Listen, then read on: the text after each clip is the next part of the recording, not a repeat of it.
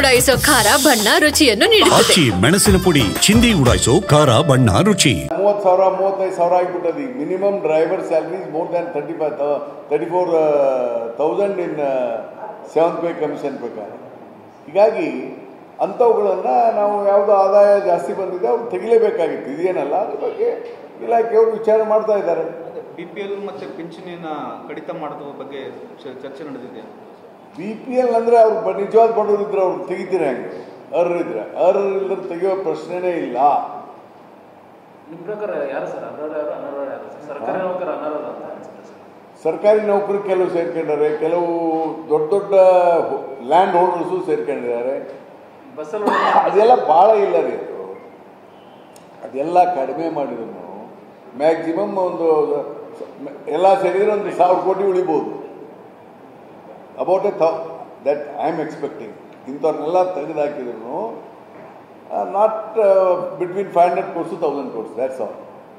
ಎಷ್ಟು percent cut ಆಗ್ಬೋದು? Ration ಕಾರ್ಡ್ಗಳು ಎಷ್ಟು ಪರ್ಸೆಂಟ್ ಕಟ್ ಆಗ್ಬೋದು? ಕಟ್ ಆಗಿ ಲೆಸ್ ದ್ಯಾನ್ 1%. ಹಿಂದೆ ರಿವ್ಯೂ ಮಾಡಬೇಕಾದಾಗ 80% ಲೆಸ್ ದ್ಯಾನ್ 1.5%. ಅಲ್ಲ ಸರ್, 80% ಬಡವರು ಇದ್ದಾರೆ ಅನ್ನುವಂಥದ್ದು ಆಕ್ರೋಶ ಕೂಡ ವ್ಯಕ್ತಪಡಿಸಿದ್ರು. ಬಟ್ ನಮ್ಮದಲ್ಲಿ ಬರೀ ಕಡಿಮೆ ಆಗಿದೆ ಅನ್ನುವಂಥದ್ದು ಕೂಡ ಕೇಂದ್ರದ ವರದಿ ಕೊಡ್ತಾ ಇದೆ. ಹೀಗಿದ್ದು ಕೂಡ 1% ಕಟ್ ಹೇಗಾಗುತ್ತೆ? ಏನು ಮಾಡಿ ನಮ್ಮ ಇನ್ಕಮ್ ಕ್ರೈಟೇರಿಯಾ ಇದೆಯಲ್ಲ, ಆ ಕ್ರೈಟೇರಿಯಾ ಪ್ರಕಾರ ಚೆಕ್ ಮಾಡಿದರೆ ಮ್ಯಾಕ್ಸಿಮಮ್ 1.5% ಅಷ್ಟೇ ಅಂತ ನಾನು ಹೇಳಿದೆ. I don't think more than. ಸರ್ಕಾರಿ ನೌಕರರು ಹೊಸ ಕಾರ್ಡ್ಗಳಿಗೂ ಕೂಡ ಅವಕಾಶ ಕೊಡ್ತಿಲ್ಲ, ಹೊಸ ಕಾರ್ಡ್ಗಳಿಗೂ ಕೂಡ ಅವಕಾಶ ಕೊಡ್ತಿಲ್ಲ.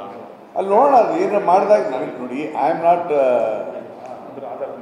ಆ ಇಲಾಖೆ ಮುಖ್ಯಸ್ಥನಲ್ಲ, ಇಲಾಖೆ ಆರ್ಥಿಕ ಇಲಾಖೆ ಎಲ್ಲ ಅಷ್ಟೇನೆ.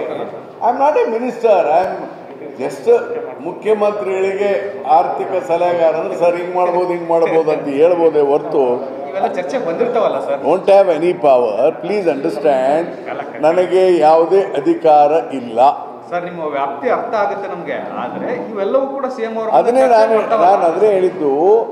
Maximum we may save about 500 to 1,000 crores. That is not the big advantage ಅಲ್ಲ, ಬಟ್ ನಮಗೆ ಒಂದೊಂದು ರೂಪಾಯಿನೂ important.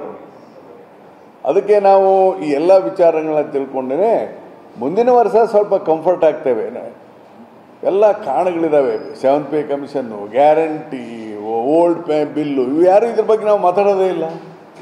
There is so many. ಆಮೇಲೆ ಗೌರ್ಮೆಂಟ್ ಆಫ್ ಇಂಡಿಯಾದ ಒಂದು 20,000 ಕೋಟಿ ಇವೆಲ್ಲ ಲೆಕ್ಕ ಹಾಕಿದರೆ ನಮಗೇನಾಗಿದೆ, ಸುಮಾರು ಒಂದು 70,000 to 80,000 ಕೋಟಿ ನಮಗೆ ಭಾರ ಆಗಿಬಿಡ್ತದೆ.